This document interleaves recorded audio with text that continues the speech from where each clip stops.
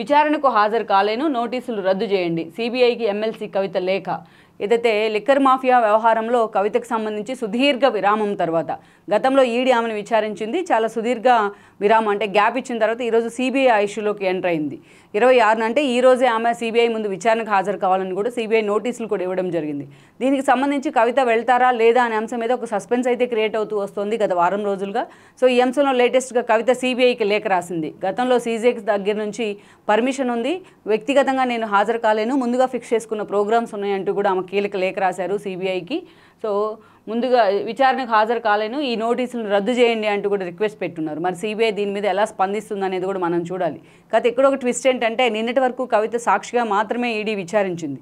కానీ రాఘవరెడ్డి లాంటి వాళ్ళు ఇచ్చిన వాంగ్మూలంతో అప్రూవర్గా మారి ఆయన ఈరోజు కవిత పేరు అక్కడ నిందితురాలుగా చేర్చింది సిబిఐ ఛార్జ్షీట్లో.